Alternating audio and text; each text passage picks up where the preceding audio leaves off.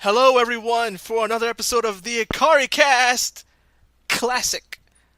Like classic Coke, classic Pepsi, vintage Michael Cole. When that was still a thing, apparently. He still does it. Vintage Glippy Glop. Whoever. Insert wrestler here. Anyways, I'm Fighter Cows, and for another edition of the Ikaricast Classic, like I said, usually it'll be 16-bit Jeff with me. I can see some episodes where you or me are solo, but 99% of the time, it's usually going to be you and me. Right. I'm pretty sure, unless I stuff agree with happens. that, yeah. But he agrees because I'm pretty sure it is how it's going to be. You and me together, usually maybe one with you solo and one with me solo every once in a blue moon. hmm Anyways, we're here to talk about Marvel vs. Capcom Infinite. I almost said 4. They said Infinite. Well, see, that's the thing. It really should be called MvC 4 because it is the fourth installment. Which now you said, well, did you guys talk about that the PSX episode? Yeah, but we're so hype, and this could have been its own episode. So we said let's only talk about it a little in that episode, so we can just go in depth in this episode. hmm And that's what we're gonna do. So the first thing, as I brought up, let's start with this. The name itself, Marvel vs. Capcom Infinite. Bringing to mind the Infinity Stones because they're a part of the gameplay, which hasn't been a thing since Marvel's superheroes. Well, there's another thing, too, I wanted to bring up, too, Yes. in regards to the name. And I'm sorry to cut you off if I did just now. Neither. MvC Infinite. Could this be entitled to being just one game that could be continuously updated with no additional Like Street Fighter updates Five or... with Yeah, seasons. yeah. Capcom likes that business model. Now, again with the name, because I had a whole other thought. That's a whole other subject in this episode. But hmm just on the name again. Now they don't want to call it 4.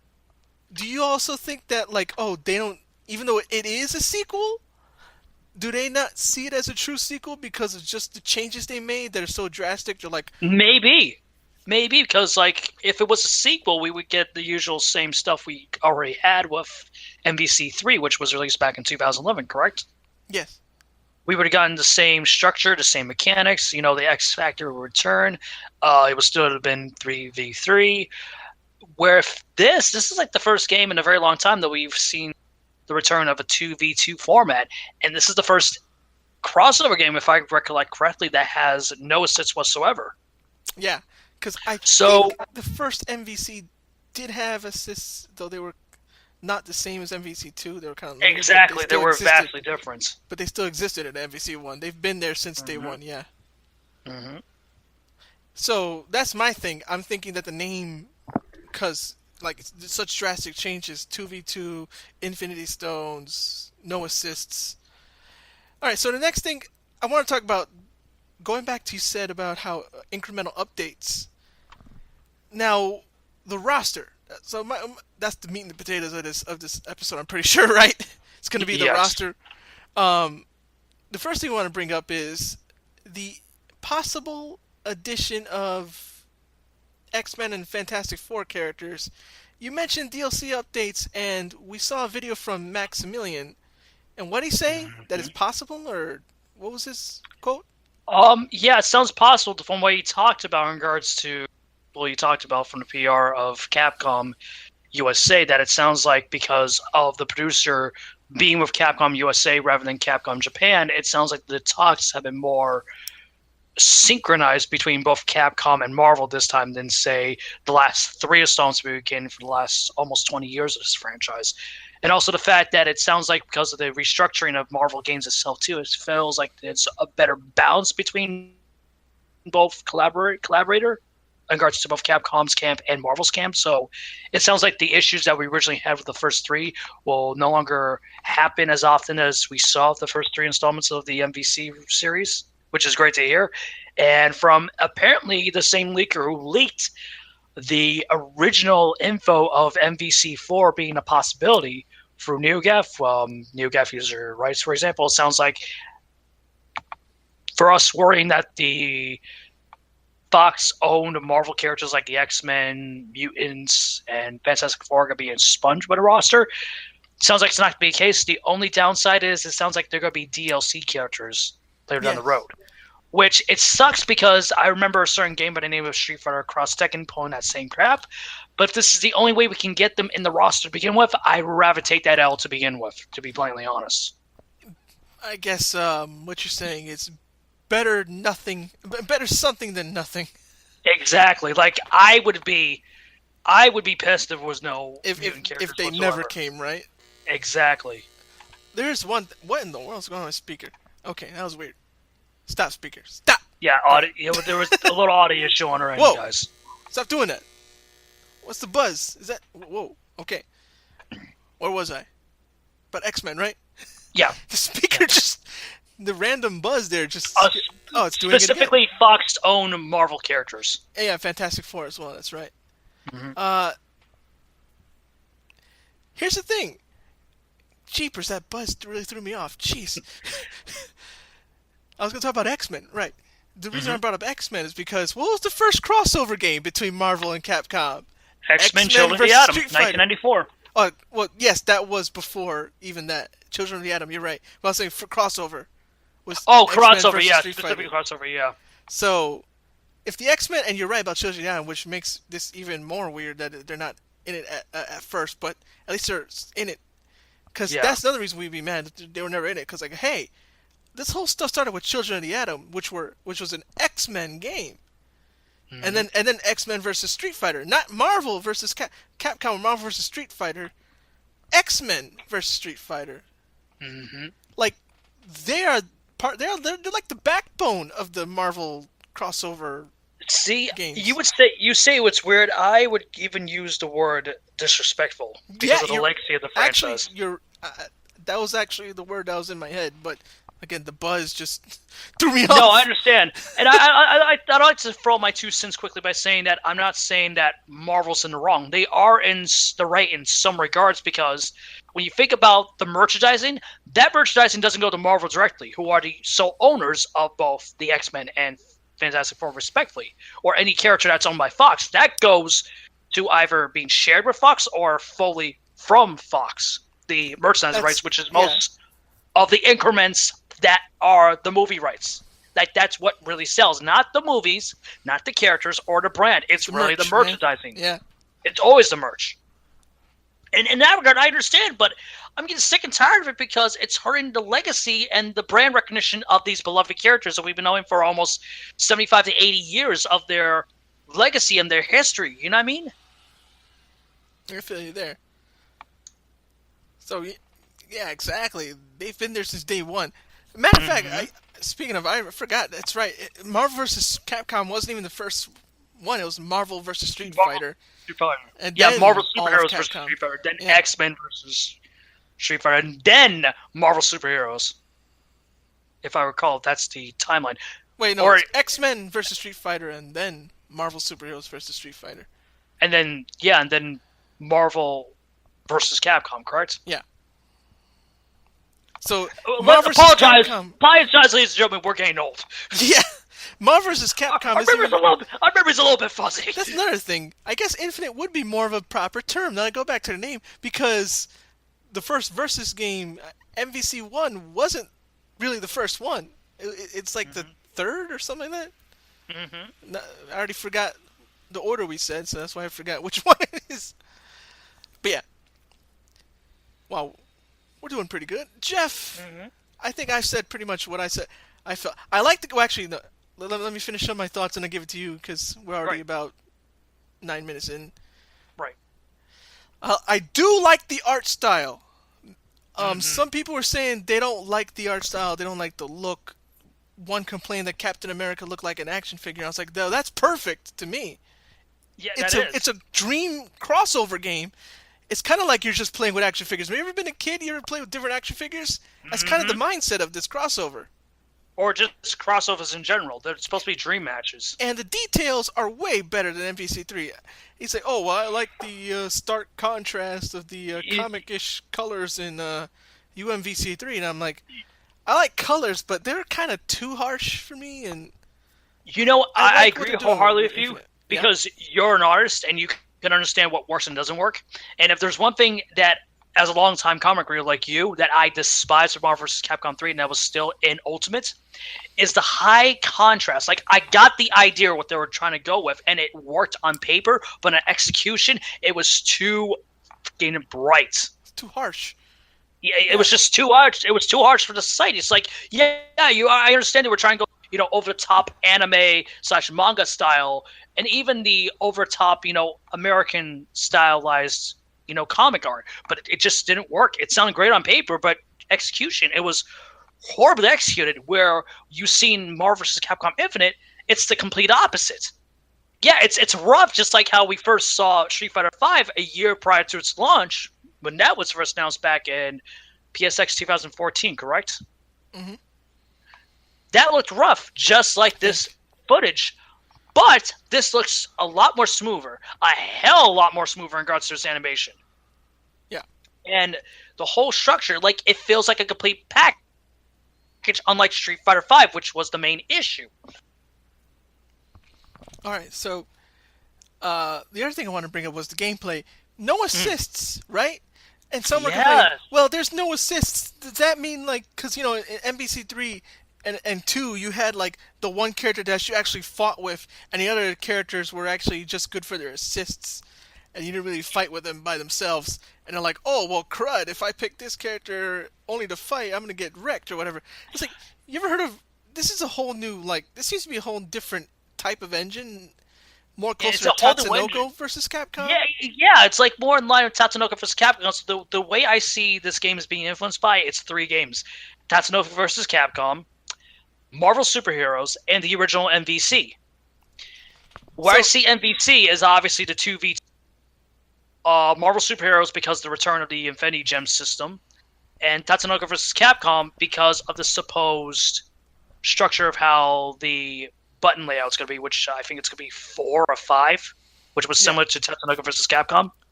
So, what I'm getting at is, you don't think that instead of, like, one character just being good for their assists, maybe they even have a smaller roster than a usual Marvel vs. Capcom game, because the characters, what I see Capcom doing, it's going to be developed internally by them for once. Which is big news, because this is the first time, I think, in almost 15 years at best. Yes. Because the last time that Capcom did something in-house, wasn't it JoJo's Bizarre Adventure? Yeah. Like the original, not the re-release. I'm talking about the 2000 original release. Yeah, the PS1 Dreamcast era game. Yeah, that was the last game they did an in-house fighter. So, because people tend to forget, and I'm glad this particular person brought it up in his video of his impressions at the event, that these recent games that we get from Capcom haven't even been made by Capcom. And as we all know, the more that you develop out and or outsource, the more it's going to be in regards to its budget and inevitable, backing that it gets back from its, its sales. Right. So the reason I brought the games up, the gameplay part of it, is because you don't think they'll balance the characters so they're all good in one-on-one fights? Me personally, I think I'm going to like Infinite a lot more than I did 3 and 2 because they were so assist-heavy, I'd forget to call assists. Exactly. I always played it one-on-one anyways, and then I get wrecked by somebody who knows how to use assists. I'm like, and I even got told, like, why are you playing it like a one-on-one fighter? And I'm like, because that's my mindset, bro. Mm-hmm. And it should. And 2, another thing you brought up too, and it goes into balancing too, if there's any unbalancing that needs to be checked, there'll be more opportunities to have updates and patches, unlike how we saw with MvC 1, MvC 2, and especially MvC 3. Yeah, because, like I stated earlier, those games, specifically MvC 3, just like 4 and 5 of Street Fighter, were developed and outsourced by a different company, not Capcom. Yep. Well, that's my opinion. We're already 14. Okay, so Jeff, what have you got? Oh boy. First off, like I said earlier, I'm glad it's taking the best of the games that I've liked from Capcom the last 20 years, and that's MvC 1 with the 2v2 format. I'm really, really glad they're going back to the 2v2 format. it makes it less cluttered, because I feel like the 3-3-3, it works in most regards, like say, for example, KOF, because that's more, refined in regards to its mechanics. You need to be precise, whereas Capcom, you just go crazy with the, maneuvers and the movements, you know what I mean? Yeah, pretty much. It's over the top action compared to substance. You know what I mean? You don't have to be precise in that game. It's style with over your substance, commands. basically. Where KOF, it's substance over style. Yeah. If that makes sense. So that, I'm glad that going back to 2v2, it be more, controlled, to be more, more tactile to how to make the moves while still being stylized in their own particular rights. The gameplay I really enjoyed, like I just stated, but the engine, the look of it, I am loving even more. It's properly balanced in regards to contrast and color, if that makes sense. I think so. Because I understand where they were coming from in regards to MvC3, but it just, what works on paper doesn't mean it'll always work in regards to execution. As an artist, I agree. The color palette in Infinite is way easier on the eyes. Mm-hmm. 3, like I said, totally got what they were going for, like you said, but too harsh on the eyes. And I think. I'll say this right now: the two biggest things that made me excited for MvC4, and I will definitely buy it day one. I know it's called Infinite, but I'll still call it 4 because it is the 4th installment, whether people like it or not. True. Is the fact that this is the first game that is possibly going to be developed in-house by Capcom in the last 15 years, since 2000's JoJo's Bizarre Adventure, which, like There's Jerry people stated who haven't earlier, even been born yet. exactly, was during the PlayStation 1 Sega Dreamcast era. Yep. I remember there was a port for both. Yeah, and it was released HD a couple years back for the last-gen consoles. Yep. At the time, they were the modern consoles, but now they're last-gen. And 2 is the fact that because of their structuring, that was Marvel Entertainment's side of their video game partnerships, that there's going to be better opportunities and a better structure between collaboration with Marvel and Capcom, unlike in regards to Marvel vs. Capcom, Marvel vs. Capcom 2, and especially Marvel vs. Capcom 3/Ultimate. In other words, the issues that we had with all 3, especially with the 3rd installment, they're going to be more streamlined, they're going to be more refined, they're going to have a better understanding between 2 parties. In other words, the pushing that we had in regards to the MCU side of PC3 possibly won't happen with 4. And to hear from the original impressions that we heard from the YouTuber that we were mentioning, to hear that he talked to these PR people from Capcom USA in regards to what type of roster we're going to see, that makes me happy, not only as a Marvel fan, but more specifically as a Capcom fan. Like, overall, from what I've heard about MvC Infinite thus far, I am so happy. I'm so relieved that this is the opposite of what I felt when I first saw Marvel vs. Capcom 3's announcement almost 7 years ago. It's either been 7 or 8, correct? What, 3? Yeah, MvC 3, Fate of Two Worlds. I think it was 2011 when it came out, so it must have been 2010. 5 years? Yeah, so around almost 5 or 6 years at best. But with that said, this is like the first time I've been happy to see a crossover announced for Capcom in a very long time. All right. We're at 18 minutes in. Is there anything else? There was one thing I wanted to mention too.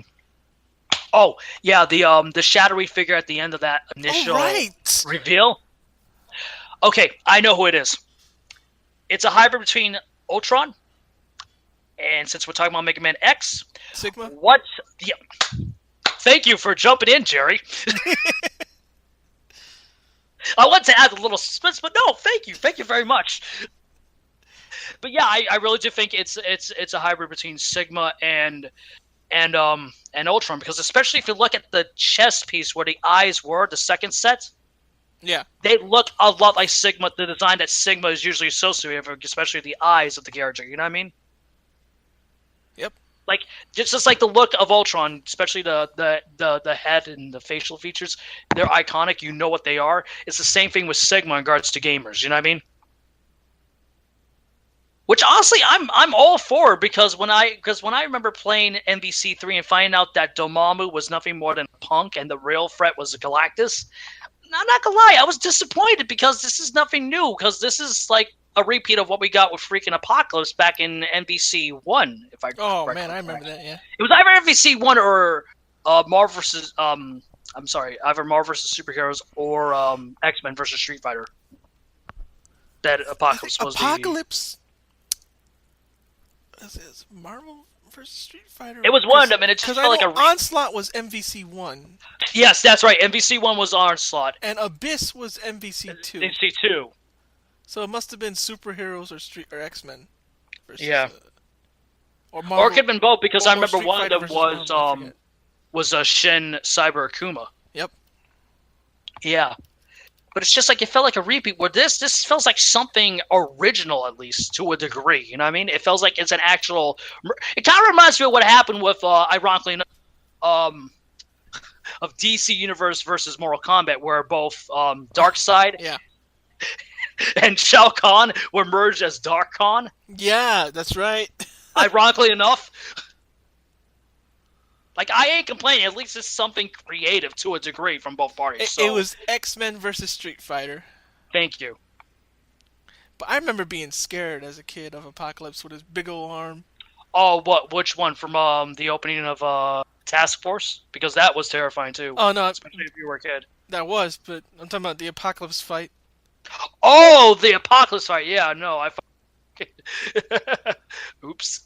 But all right. But We're yeah. 21 Overall, I'm excited, and I can't wait to get this day one in 2017. But I know people will say, "Oh, but Jeff, you're against pre-ordering." It's like, look, I was against pre-ordering Street Fighter V, and that turned out to be right. Yeah, exactly.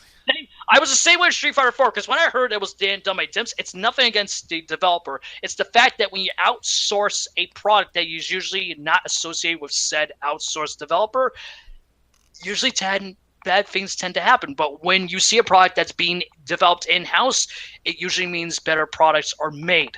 And I feel that if that's the case with Marvel vs. Capcom Infinite, that's how I feel. And also, I know that Marvel's not going to screw up. I'm sorry, Marvel/Disney is not going to screw up a product. They're gonna be having their tendrils like a freaking hawk on this damn thing. Mark my words. Probably. Most likely, yes. Because they don't want a bad product associated Exactly. with them. You know what I mean? Exactly. And then usually, I'm saying these days, because even a couple years back, the tie into Tron Legacy's release theatrically, that game Tron Evolution from Propaganda. I remember that. Yeah, that was a lackluster game, but still, these days they don't want a bad product to tarnish a brand's name or their legacy. You know what I mean? These days. True. They've done better. One thing you can't say about Disney is, no, they care about quality. I mean, the head of Marvel Games now is a former Blizzard, and they know quality. So I'm in good terms with Marvel these days in regards to their choosing of products and projects in regards to game developing. You know what I mean? Than say like 5 or 6 years ago. But overall, I'm excited for MvC Infinite. I can't play it on my Xbone.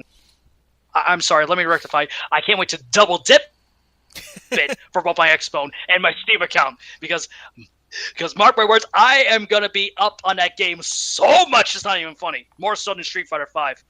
And Yeah. Capcom, just some advice from me to you, and I'm gonna say this as well, but they're both separate. Capcom, Street Fighter V. No one likes Street Fighter V. Stop trying to push Street Fighter V.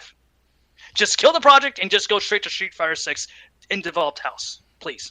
And Marvel, no one likes the Inhumans. Stop pushing the Inhumans. It's never gonna happen. Please. Just use the X-Men, please. You're saying the Inhumans are Roman Reigns? Stop pushing Pretty the much. Inhumans. Yep, and Marvel is acting like Vince McMahon, but a little bit more saner to a degree, which is terrifying. Yeah. All right. Well, we're about 25. So, All right. what's your Twitter? Where can we find you, Jeff? You can find me at 16-bit Jeff on Twitter, and if you like the handler of the Geek Fighters Twitter, twitter.com/the Geek Fighters. So if you have any problems or need any help in regards to our content, you can hit me up either way. Most specifically, the Geek Fighters related stuff. Yes.